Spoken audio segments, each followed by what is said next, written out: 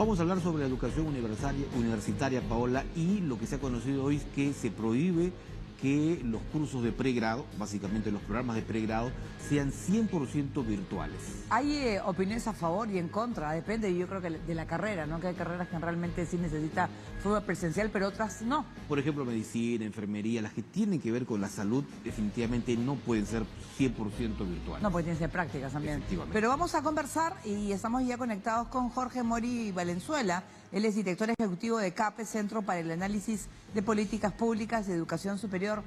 Muy buenas noches, bienvenido a Diálogo Abierto. Muy buenas noches y muchas gracias por la oportunidad. Bueno, ¿qué opinión tiene? ¿Cuál es su posición? ¿Qué le parece esa posición de SUNEDU de prohibición de programas de pregrado de forma virtual? A ver, primero tenemos que tomar en cuenta que en el Perú solo 3 de cada 10 jóvenes que egresan de los colegios acceden a la educación superior. Es una de las tasas más bajas de acceso a la educación superior en la región, ¿no? Solo 3 de cada 10 jóvenes pueden acceder a la educación superior en el Perú. Entonces, en el Perú tenemos un grave problema de acceso a la educación superior. Y creo que hay que entender bien la historia de la norma que ha sacado la SUNEDU el día de ayer. El año 2020, por la situación de la pandemia, la SUNEDU autorizó que programas dirigidos a jóvenes que trabajan y que son mayores de 24 años podían ser 100% virtuales, obviamente cumpliendo condiciones básicas de calidad. Claro. Entonces, del año 2020 al 2022 se autorizó a un grupo de universidades licenciadas que cumplían las condiciones de calidad, se les autorizó brindar estos programas para jóvenes que trabajan y que son para mayores de 24 años, solamente para ellos, el 100% virtual. Lo que ha hecho la SUNEDU con esta norma, desde nuestro punto de vista, es negativo. Primero porque en realidad le está cortando la posibilidad a los jóvenes que trabajan, que puedan llevar a cabo sus estudios de esta forma. Y por otro lado, creo que también es importante decirlo, lo están haciendo a pocas semanas del inicio del año académico. Claro. En realidad ya habían estudiantes matriculados, o sea, están afectando directamente el proyecto de vida de cientos de miles de jóvenes que la única forma que tienen de estudiar es bajo una modalidad a distancia, pero que cumpla condiciones de calidad. Sí, señor More, justamente quería preguntarle sobre eso. O sea, ¿cómo medir o cómo establecer condiciones básicas de calidad en el tema de la educación virtual, la educación a distancia que se desarrolla en las universidades? Y esto le pregunto porque, digamos, la experiencia que se ha tenido a nivel general en materia educativa durante la pandemia ha sido también difícil, sobre todo en el tema de la conectividad. Lo que pasa es que hay que diferenciar. Una cosa fue la educación remota emergencia, que fue este cambio de switch donde prácticamente la presencialidad se pasó a un Zoom, de lo que son la educación a distancia con condiciones de calidad, que la SUNEDU ha regulado y que solamente ha autorizado programas que cumplen condiciones de calidad. O sea, lo que ha hecho la SUNEDU con la norma ayer es cerrar los programas que estaban autorizados por la propia SUNEDU. Y esa es la contradicción que creo que la SUNEDU todavía no... Creo que debería revisar y corregir, ¿no? Claro. Porque, como le repito, una cosa es la educación remota emergencia, que fue esta educación que se brindó durante la pandemia, y otra cosa era la educación a distancia con condiciones de calidad, los estándares de calidad que la propia SUNEDU ha establecido para la educación a distancia con estas características. Por eso que en realidad no se entiende por qué la SUNEDU ha sacado una norma como la de ayer que, como le digo, va a afectar a miles de jóvenes que trabajan y que son mayores de 24 años y que su única alternativa eran estos programas 100% a distancia, ¿no? No, claro, y además en los cuales hay personas que viven en ciudades de repente donde no encuentran esa carrera, en facultades que no están, y era una posibilidad, pero hay gente responsable que sí sigue las clases virtuales, ¿no? Todo depende de cada persona. Y la malla curricular también. ¿Cierto? Claro. Hay y por ejemplo, o sea, hay cuántas madres solteras que no pueden ir a un campus porque tienen que quedarse con su hijo pequeño, cuánta gente con discapacidad que en realidad la educación a distancia le ha significado un cambio importantísimo, ¿no? Entonces, la SUNEDU en realidad no debería prohibir la educación a distancia, lo que debería hacer es exigir condiciones de calidad. Claro. No es lo mismo, ¿no? Entonces, establecer prohibiciones o límites de porcentaje, creo que en realidad es también, por otro lado, mirar el futuro con retrovisor, porque a nivel internacional la tendencia es hacia la virtualización con condiciones de calidad y con todo el esfuerzo, digamos, de exigir condiciones. Como ustedes bien lo han señalado, hay programas que son más virtualizables que otros. Así es. Pero eso no debe quitar el hecho de que se prohíba, digamos, todos los programas de pregrado al 100%, porque como le digo, nos ponen en una situación de rezago frente a los países de la región y del mundo, ¿no? Pero ahora, las nuevas reglas de juego establecen que los programas semipresenciales tendrán hasta el 60% de virtualidad, es decir, tendrán que ir digamos, a clases de manera presencial, Claro, al menos una vez por semana. Sí, o sea, o en todo caso un año, ¿no? Un año de los 5 tendrá que ser presencial, ¿no? claro, pero es que complica, ¿no? Es que es... Complica, exactamente, eso es lo que voy. O sea, realmente para una madre de familia, para un joven con discapacidad, O que trabaja, o para un joven que estudia en una zona rural y que no puede acercarse a la capital de la región, esto le afecta el proyecto de vida, ¿no? Sin duda esto va a perjudicar y da una situación de incertidumbre, como le repito, o sea, estamos hablando de más de 250,000 jóvenes que han apostado por la virtualidad durante la pandemia. Claro. Entonces, no estamos hablando, digamos, de pocos jóvenes, sino que en realidad la SUNEDU tiene que exigir condiciones de calidad, y en eso estamos todos de acuerdo, pero lo que no debe hacer es prohibir o, en todo caso, sacar este tipo de normas sin coordinar y dialogar con las universidades, ¿no? Claro. Porque justamente estamos frente a universidades licenciadas que han cumplido condiciones básicas de calidad, ¿no? Lo mínimo que esperaríamos de la SUNEDU es que miran el impacto regulatorio de lo que están decidiendo, ¿no? Y empieza la próxima semana, muchas de ellas, ¿no? Y en marzo empieza... No, ya habían estudiantes matriculados. Ahora, ¿qué es lo que se les va a decir a estos jóvenes? Y son universidades licenciadas, son programas, como les digo, que fueron autorizados entre el año 2020 y 2022 por la propia SUNEDU, ¿no? Entonces la SUNEDU está desconociendo sus propias autorizaciones. Estamos hablando, y eso es algo bien delicado. Estamos hablando de una decisión unilateral, o sea que no fue comunicada ni conversada. No, en lo absoluto, porque en realidad las universidades han salido sorprendidas porque las universidades ya habían terminado su matrícula, ¿no? O sea, obviamente porque estamos hablando de que una universidad pues planifica con 6 o 12 meses de anticipación un ciclo, ¿no? Tienes que contratar docentes, tienes que iniciar procesos de admisión.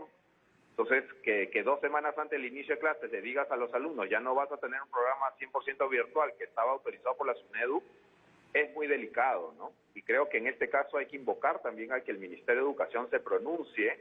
Ya hoy la ministra de Educación ha manifestado que le va a pedir cuentas, digamos, a la SUNEDU, que le va a exigir que explique por qué han llegado a esta decisión tan abrupta, y esperemos que el Ministerio de Educación como ente rector también, digamos, tome una postura sobre esta delicada situación que afecta, como les digo, a miles de jóvenes que trabajan por razones económicas, o sea, que se pagan sus estudios trabajando. Claro, una precisión. Sí. Esto es solo por universidades, porque nos preguntan también por las redes sociales si incluye a los institutos superiores. No, es decisión de la SUNEDU. La SUNEDU solamente La universidad. regula el tema universitario.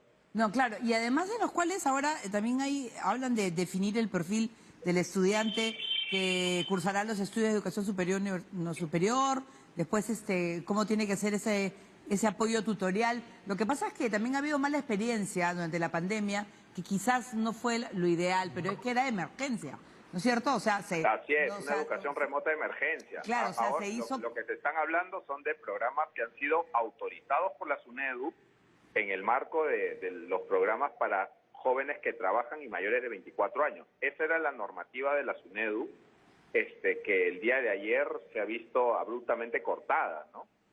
Entonces, ese es el problema. O sea, estamos hablando específicamente de estos programas para jóvenes que trabajan y mayores de 24 años, que varias universidades licenciadas que cumplían condiciones básicas de calidad lograron autorizar por la SUNEDU, ¿no?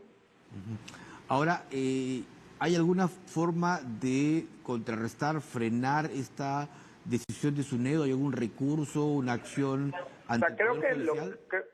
Creo que lo que hay que invocar a la SUNEDU es que revise esta decisión y que se siente a dialogar con los gremios de universidades, ¿no? Creo que lamentablemente la SUNEDU no está dialogando con los gremios, tanto el consorcio, CIPES, AUNAP, han invitado en reiteradas oportunidades a la SUNEDU y no han logrado tener audiencia con el Consejo Directivo de la SUNEDU.